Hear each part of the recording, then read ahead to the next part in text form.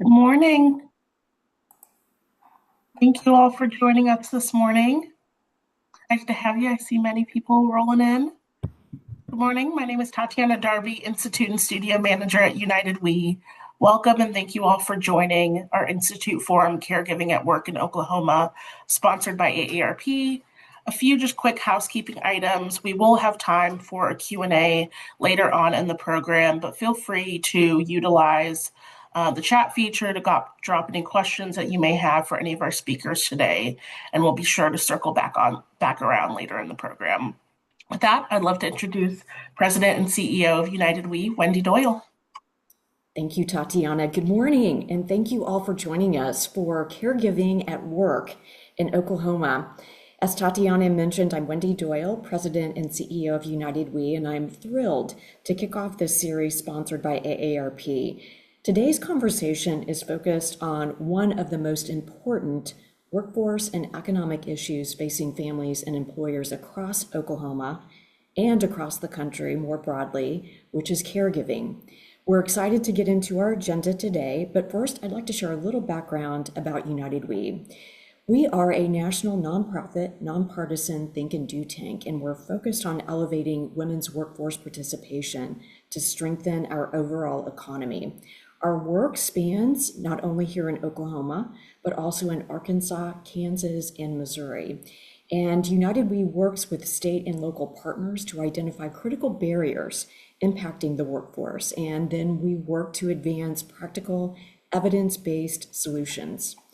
We also help bring lessons and promising practices that we have learned from one state to another and across the region, but sharing more broadly nationally to engage in the conversation around workforce and economic participation.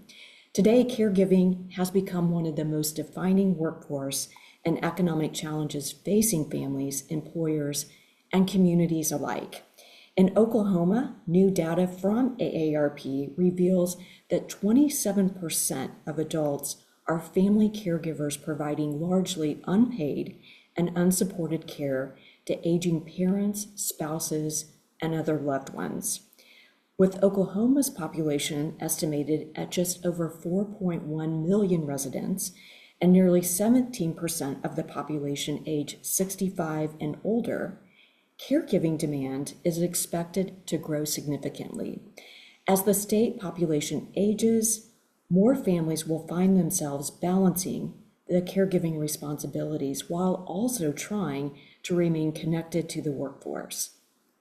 The encouraging news is that we're seeing growing momentum around practical solutions that better support caregivers while also strengthening workplaces and local economies. Employers increasingly understand that caregiving support is connected to recruitment and retention and workforce stability. We're also seeing bipartisan conversations emerging around caregiving support, workplace flexibility, and stronger care infrastructure. Here in Oklahoma, leaders across sectors are working to better understand how caregiving impacts workforce and the economic mobility.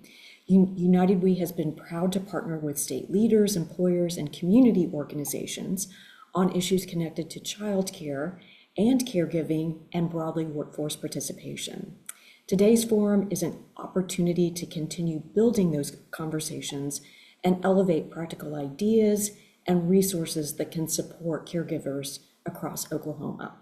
Today, we'll hear from experts and advocates who are at the forefront of this work.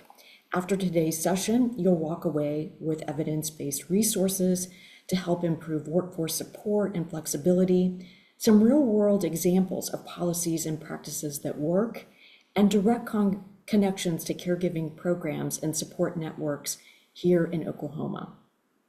We're so grateful to have a group of leaders joining us today to share about policies, practices, and vital resources shaping Oklahoma's caregiving landscape. I'd like to first turn it over to Veronica Bedden, Program Management Director at AARP, to talk about why AARP is making this challenge a priority and some of the resources they've developed at a national level to tackle this challenge. So Veronica, welcome, and we'll turn it to you. Thank you so much, Wendy. Good morning, everyone, and welcome. It's a pleasure to have us all together. I feel so honored to be here for today's first session in a series of four, hosted by United We with support from AARP. And as Wendy mentioned, we're here to focus on an issue that touches nearly every workplace and community: supporting caregivers in the workforce. Across the country, millions of people are balancing their jobs with caring for an older adult. That older adult might be a family member, but it may also be a neighbor or a friend. Whether it is for an aging parent, a child, a spouse, or a neighbor, caregiving is vital to our families and our economy. Yet caregivers are often navigating these responsibilities without the support they need. And when caregivers are stretched thin, it just doesn't just affect them as individuals, it impacts businesses, workforce participation, and the well-being of our communities. This is why this work is so important to AARP. We recognize that supporting family caregivers is not only the right thing to do, but it's a business imperative. And through advocacy, policy leadership, and employer engagement, AARP continues to elevate resources that help caregivers remain in the workforce where they want to be. We also know that leadership and influence at the local and state levels are critical. And Oklahoma is a powerful example of what is possible. As one of the first states in the nation to pass a caregiver tax credit, Oklahoma has taken an important step in recognizing the financial realities caregivers face. That kind of progress reflects thoughtful advocacy and strong collaboration across sectors. The advocacy, outreach, and engagement happening across the state demonstrates how we can move from awareness to action to implementation. It's exactly the kind of work we're here to learn from and build on today. With that, I'm pleased to introduce someone who has been instrumental in advancing these efforts. Joy McGill, Associate State Director of Advocacy at AARP, brings deep expertise and commitment to support caregivers and strengthening communities. Joy, thank you for your leadership, and we are so glad you're here. Good morning, everyone. Thank you so much for the introduction, Veronica. I am so happy to be here. I'm a family caregiver myself, taking care of my aging parents, and so I certainly understand the journey of this, but also it's such an honor to do this very important work for AARP Oklahoma. As Veronica mentioned, it's very exciting that Oklahoma is a leader in family caregiving work on the advocacy standpoint.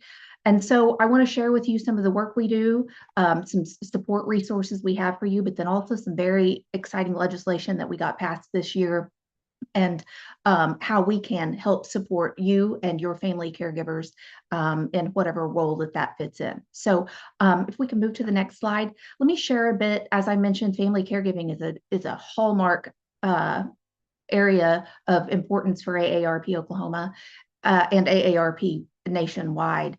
We recently had the opportunity to get some new research that shows really how this is impacting our state and our state's residents. And so you can see this on the screen. It's staggering numbers to see that we've got 27% of adults in Oklahoma are family caregivers.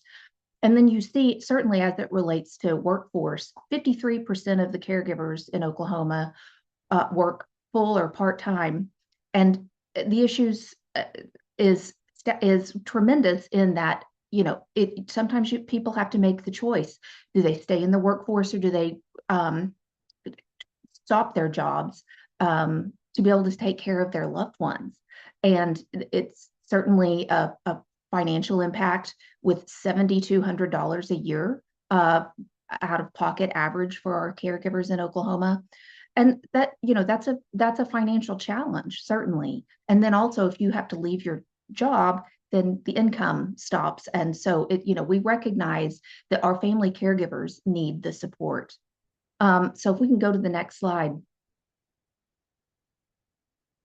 So let me share a bit about the tax credit that Veronica mentioned, and that I wanted to share with you, that we have updated this year. So first of all, we were the first state in the nation, which is so exciting, to be such a forerunner, front runner rather, on the issue to get a family caregiver tax credit passed. It passed in 2023. And we recognized with a few things and the elements of how the bill was written and the tax credit was allocated, it needed some updates and some things that we could do to help support our family caregivers even further. So if you, next slide, please. So basically what the caregiver tax credit is that it provides out to help support out-of-pocket costs for a family caregiver for a limited set of services. So basically, it would provide up to $3,000 a year, and the credit would require that the costs would be related to activities of daily living to help support the family caregiver. So if we can move to the next slide. So as it relates to the tax credit, the person who is receiving the care would need assistance with 2 activities of daily living, as I mentioned. And then of course, there's a income cap. So that's one of the things that we did update because we recognized that the cap was set too low to really benefit certainly some of our middle income earners, and that definitely relates to our workforce individuals for sure. So we did update that to $75,000 cap for an individual or $150,000 for a joint filing family. The person that receives the care would need to be a dependent spouse, parent, or other relation by blood or marriage. And then the person receiving the care they need to live in their own home. That's the intention of supporting these family caregivers, is to be able to help the person who's receiving the care stay in their home for as long as possible. So just we can go to the next slide, just an example of some of those expenditures that relate to the activities of daily living would be things like wheelchairs, lift chairs, walkers, medical equipment, things like a ramp that may help someone get in and out of a home. And improvements to the home would also be eligible if it helps them, as an example, like the wheelchair ramp or maybe the specific door pulls or handles to be able to keep the person in the home as long as possible. Next slide, please. Okay, so we often get the question of what is not covered. Medication, of course, and things like maintenance of painting, plumbing, repairs. Those things are not eligible. If you just always think about the things that would help someone stay in the home as long as possible with those activities of daily living, that's kind of what fits the best in this element. Next slide, please. Great. So enhancements that we made in this year, I did mention we updated the income cap to 75,000 or 150,000 earlier. But one of the things that we heard after the bill was passed in 2023 was that mileage for medical visits was a need. And certainly in a state like Oklahoma, we have a lot of rural residents. My mom and dad, it takes them 2 hours round trip to go back and forth for their medical visits. And that's, and certainly with the cost of fuel and inflation, that was a tremendous ask. And so we were very, very pleased to get that into the 2026 bill. The other thing that was a huge win for us was that we removed the age requirement. When the bill was passed in 2023, the person that was receiving care had to be 62 years of age or older. This removes the age requirement in our 2026 legislation so that regardless of the age, whether they're 2 or 82, the person that has the specific needs of activities of daily living, their family would qualify for this. Again, I mentioned the income cap. And then finally, this bumps up to $3,000 for all eligible caregivers, which was a little different than how the bill was written in 2023. So that's exciting news. Okay, next slide. So finally, I just wanted to share that we do have a lot of really fantastic resources. Again, AARP really has devoted a lot of time and resources and research to be able to support our family caregivers. We have a family caregiver kit available that you can either visit that website or scan this QR code here, and we will mail you these caregiver kits, which has our fantastic Prepare to Care guide. I kind of frame this as like a really wonderful check sheet with lots of information and ideas and how to start the caregiving journey or learn more about it and things that will help. Medicare for Family Caregivers Guide is in that as well. There's also a veteran and military family caregivers guide because we do recognize that AARP, that veterans and military families, they have a very unique set of needs that are perhaps different than other family caregivers. And so we have a dedicated resource for that. And then our Home Fit Guide, which I think is such an awesome tool. Even if you're not a caregiver at the moment, it's a great resource to think about looking at how your home should be to make sure you're aging in place as long as possible. And so I really would encourage you all, please do utilize this resource. Again, they're free of charge and we're happy to mail those to you. And it really is a wonderful resource to have available. And again, if you're not a family caregiver now, but you're looking at knowing that it's coming in the future, it's a great way to get prepared. But then also, if you are a family caregiver, hopefully there will be some new resources in there that can help your journey. So with that, that's all I have. Thank you again. It's such an honor to be here. Workforce issues and family caregivers we recognize is a tremendous thing, and we want to make sure that people are still able to stay in the workforce. If you are a human resources individual, things to think about as you support your family caregivers. But again, thank you, and I'm so pleased next to turn this over to my good friend from the Oklahoma Caregiver Coalition, Talina Smith. Talina and I work together on caregiver issues, and I'm so excited to have her present and talk about our Caregiver Coalition and what resources they have for you. Thank you, Joy. And it's such a pleasure to always work with you and hear all the amazing things that AARP is doing. I'm excited to share with you guys the resources that we have here in Oklahoma for caregivers. And I want to share my personal story that I think is very impactful because it really has changed my dedication to the job I have. So I work for the Oklahoma State Department of Human Services, and I'm a programs administrator. I run several grants that support caregivers.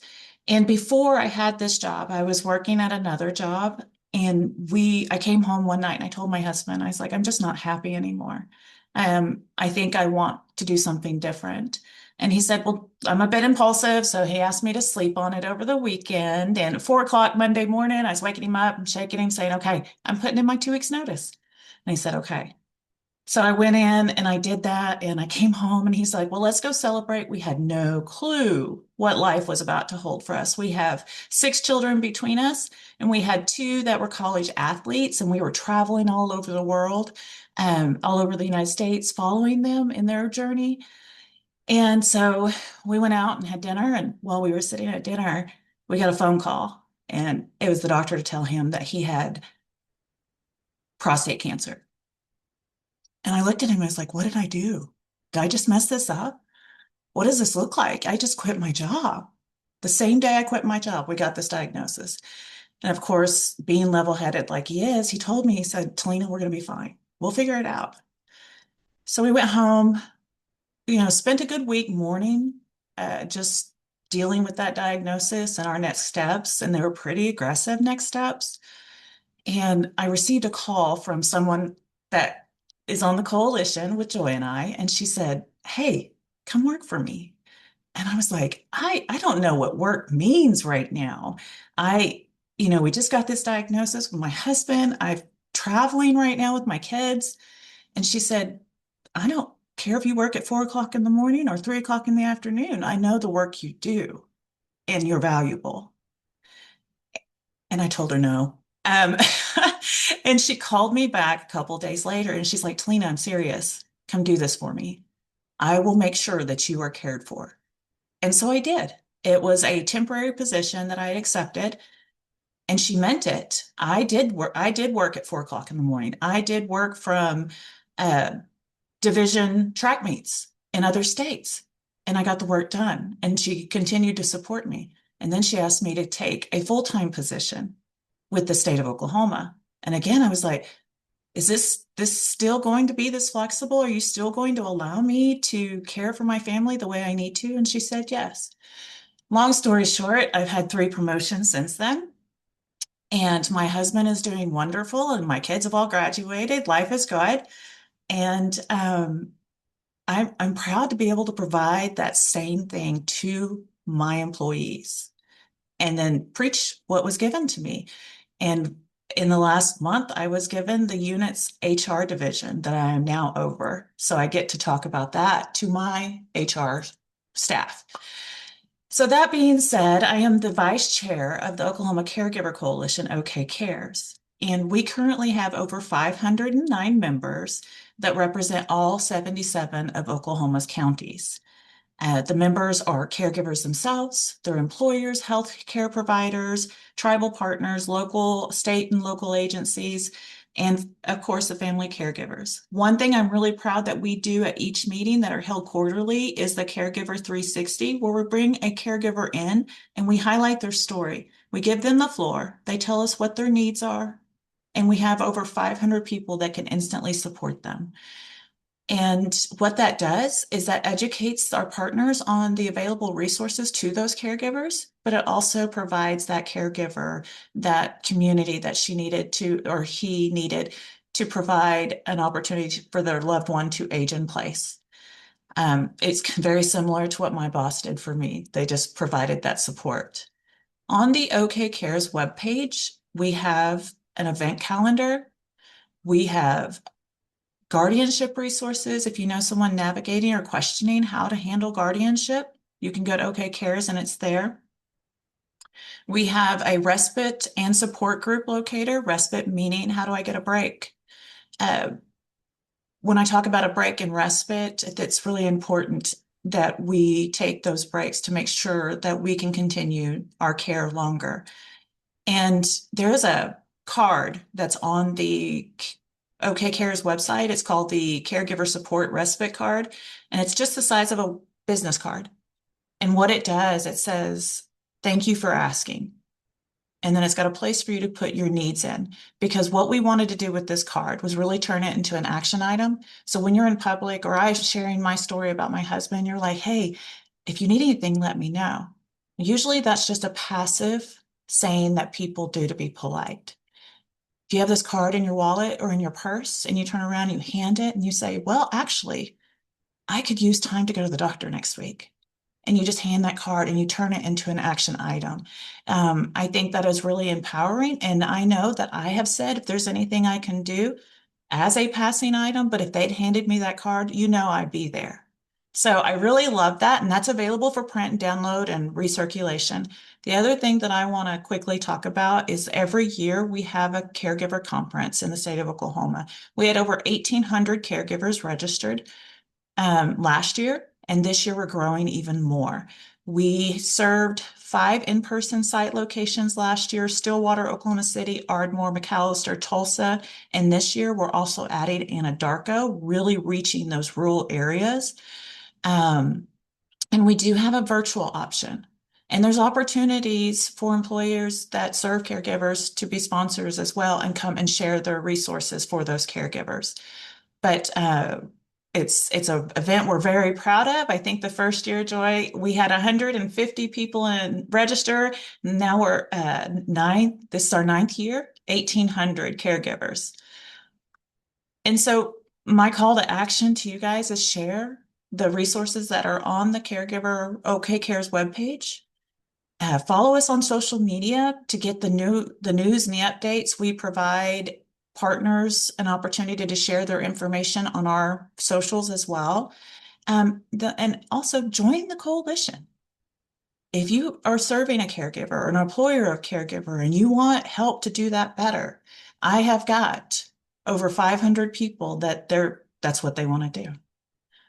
And I'm available. You can reach me at okcares@okdhs.org. And thank you. Thank you so much, Veronica, Joy, and Talina, for your leadership, for sharing more about AARP Oklahoma's work. The caregiving tax credit was a great explanation.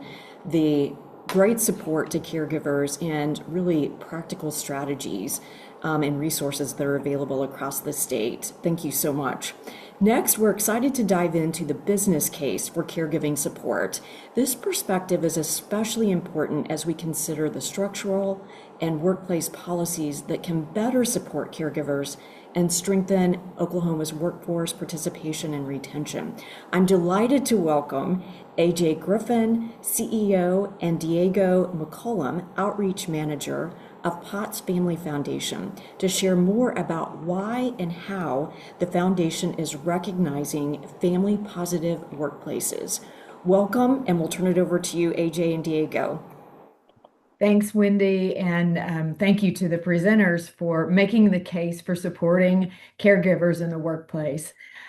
Over a decade ago, Potts Family Foundation incorporated into our array of programs and funding strategies that we deploy across the state of Oklahoma to support families with young children.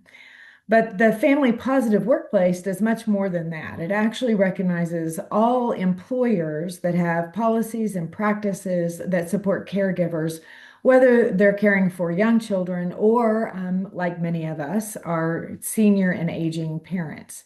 So the Family Positive Workplace Program actually recognizes employers that have utilized the policies and practices internally that allow their employees to have the best experience.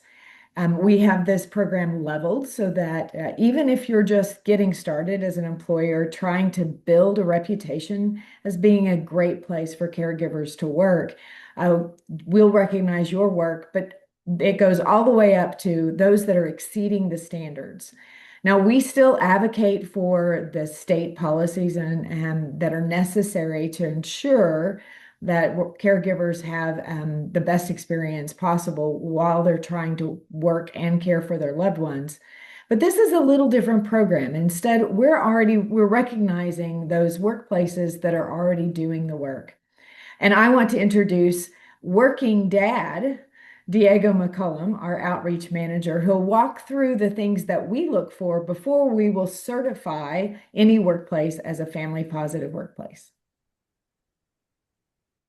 Thank you, AJ.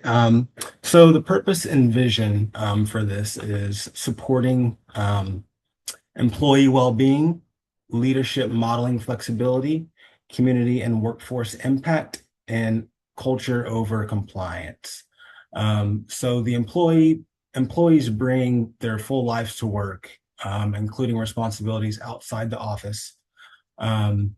Organizations that recognize and support the reality see stronger engagement, higher productivity, and greater loyalty.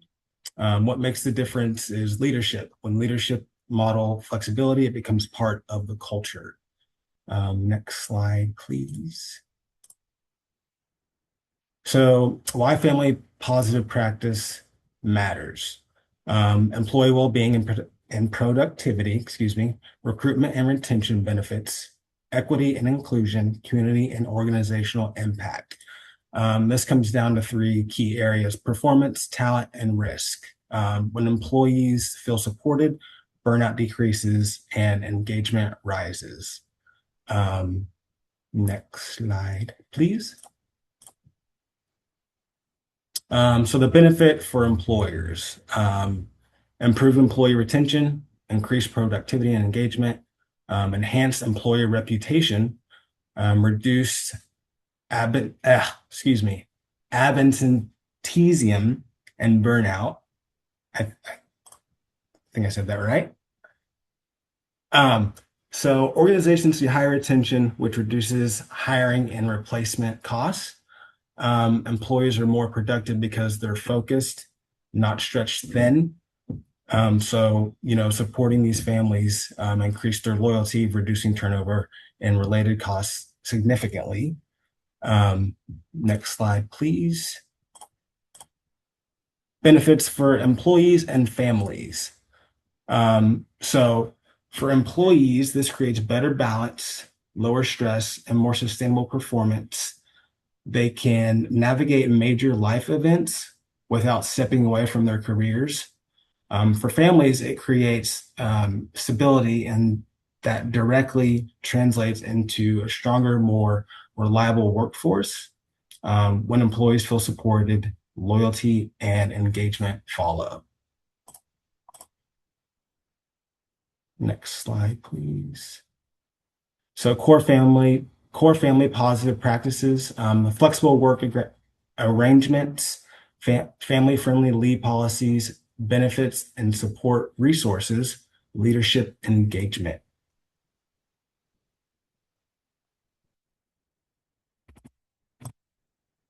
So implementing and sustaining a family positive culture, assessment, prioritizing initiatives, communication and trainings, and always continuous improvement. I think, we can always learn and grow as humans. So I think, being open-minded and, reviewing policies and things like that will have a better outcome for society. So yeah, AJ, I'm not sure if you want to do the last slide. Yeah, I'll take it back over, Diego. So the Potts Family Foundation certifies family positive workplaces. It's a pretty simple process. You reach out to us, and we have survey tools that we use to address the current practices for any workplace. And it's a broader tool than just the highlights that Diego touched on. We also will provide recommendations regarding being a positive place for someone who is breastfeeding or nursing right after returning to work. How do you establish some policies and practices around your benefits? And we'll do a benefit scan on behalf of the employer to ensure that they're providing the benefits that we know produce the best results for children and families. Then we also have another program where we join forces with the Top Workplaces program, sponsored by the Oklahoman and Gannett publications. This is actually a program that surveys employees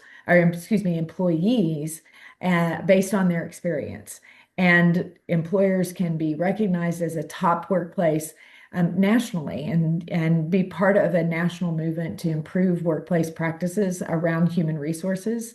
Potts Family Foundation sponsors a special category for the top family positive workplace in the state of Oklahoma. So anyone can compete for that if you've got 35 employers or more, but the family positive certification program is open to any employer in the state of Oklahoma. And it's not just a certification where you do a check mark. We'll also provide technical assistance and want to help walk through any employer who's trying to improve their practices and join the list of family positive workplaces in our state. So more information, check the Potts Family Foundation website. Thank you so much, AJ and Diego. What a tremendous resource for Oklahoma.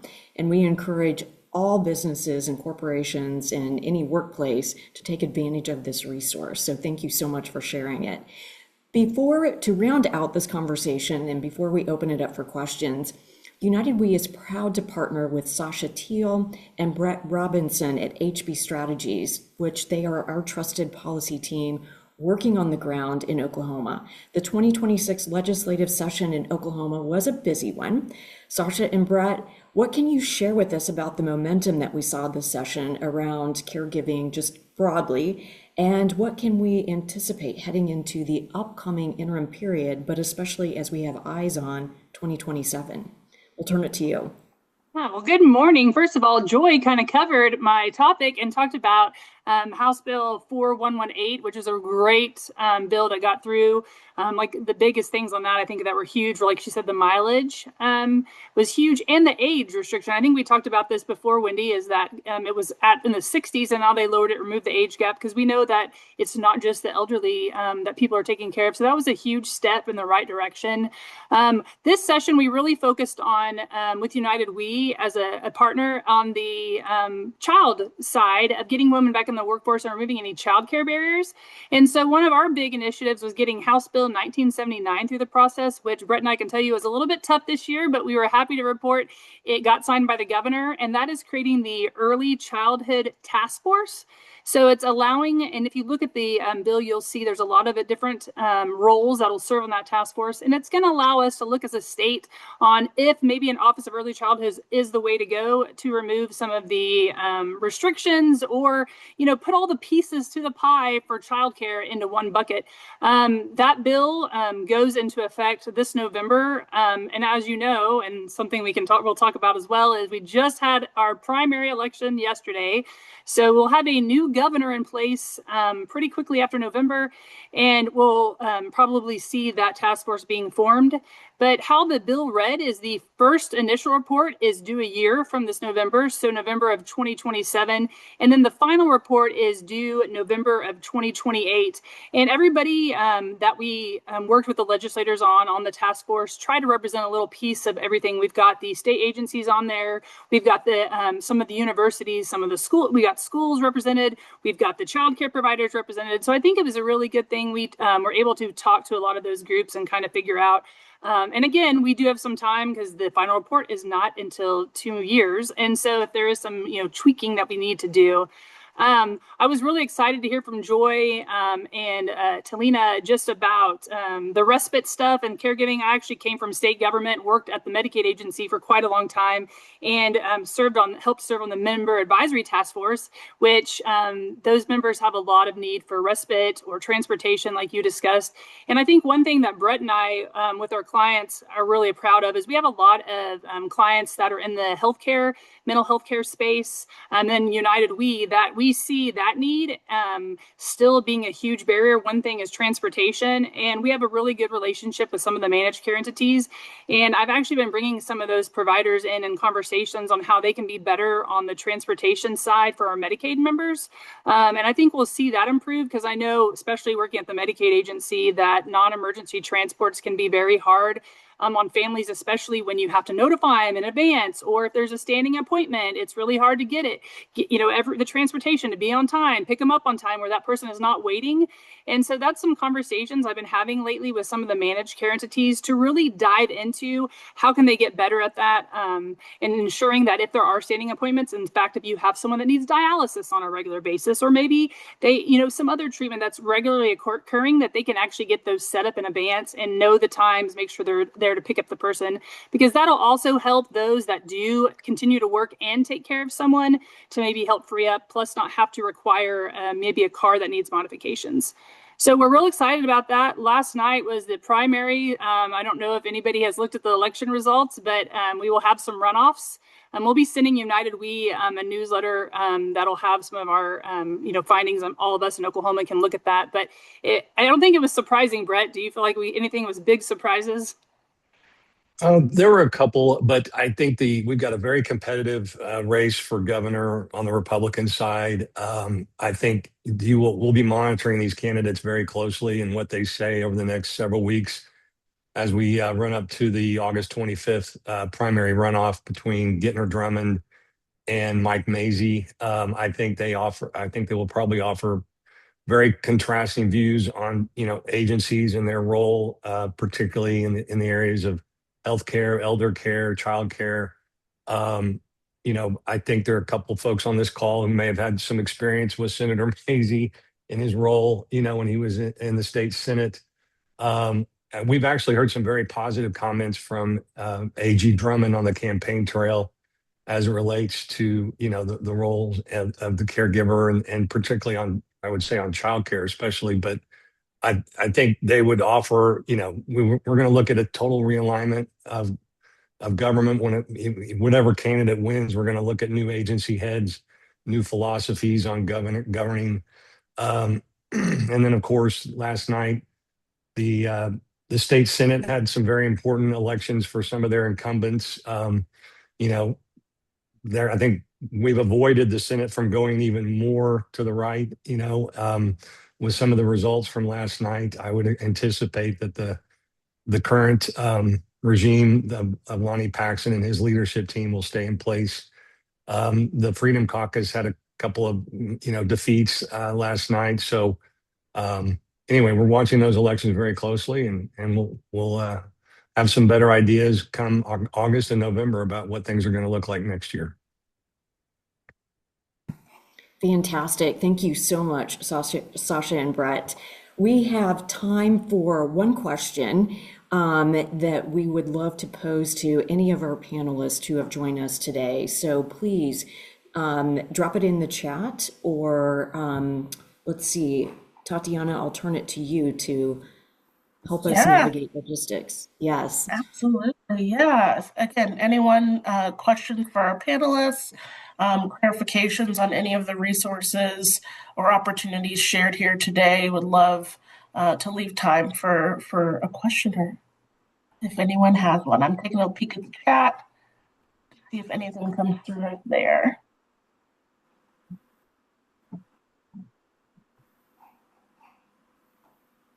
I think a question that I'm sure is on some people's minds, and this could go back to Joy and or Sasha and Brett, just more tactically, if someone wanted to apply for the state tax credit, is there a form to fill out? Is this part of, getting your annual income tax done, and there's, a place to fill something out?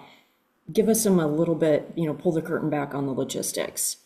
Sure, I'm happy to address that. So there is a tax form, tax number 592 through the Oklahoma Tax Commission that is part of the requirement to get the tax credit. Obviously, the 2 activities of daily living requirement, that would need to be validated through a healthcare provider, and so they can take care of that. And then otherwise, speak with your tax preparer about it. I did mention this, this didn't become law until 2023, so that went into effect in the 2024 tax year. There are still tax preparers. We have really banged on the doors and done a lot of work trying to make sure that people are aware, but there may be tax preparers that it isn't on their radar. So it's certainly something that you may have to ask about and make sure. We did have just a little bit of trouble with some tax preparers not understanding what the activities of daily living meant, and they were telling their clients that they didn't qualify when in fact they did. So it's something you have to probably be diligent about. We're still in a growing phase of making sure the awareness is out there, but it's something that we will continue to work on to make sure that awareness is there. Thank you, Joy. Very helpful. Tatiana? Yeah, I see one question in the chat for Sasha regarding HB 1979. Is there a role for a task force member representing childcare for individuals with disabilities? If not, is there still time to add one? Yeah, that's a good question. So, and I can share this, or Wendy can get it out, or you can get it to this group of people. But there are some that are it's people appointing other people. So I think it's a good time. Wendy and I have done some strategic kind of planning on who it looks like in some of those roles. So there is time. And I think definitely with a new governor, and like, Brett said, we have some new agency heads coming in. So there are a lot of agencies that will be involved, and it says it's either them or a designee. And so I think that's where the conversations need to be held. But yes, I think that's a key component. And if we do look at, like, it's maybe, hey, we didn't get some of the voices that we want, that is, an option to maybe, revisit the legislation and add. But yes, there is an option, and there's quite a few where people can appoint their own positions. And then we have also the big schools. I think we've got some of the OSU and OU. Like I said, we've got a pretty good variety, but a lot of it is by appointment. So I think we just need to, and again, see who our next governor is, and kind of, have some conversations. Thank you so much, Sasha. I want to thank our panelists for joining us today. On behalf of United We, thank you so much for sharing your time, your expertise with our audience today. I also would like to extend our sincere thanks to AARP for sponsoring this series on caregiving at work. And you can scan the QR code you see here on the screen to learn more about available AARP resources for caregivers and their families. And in addition, we invite you to stay connected with us We are hosting some additional Caregiving at Work series, so you're welcome to join us for those. You can find more information on United We's website. We'll be sure to follow up today's conversation and share a complete list of information and resources that we shared today in a follow-up email. We encourage employers, caregivers, and families to stay connected to this work and take advantage of the resources and opportunities available throughout Oklahoma. Thank you again for sharing your time with us, and please enjoy the rest of your day. Thank you. Thank you.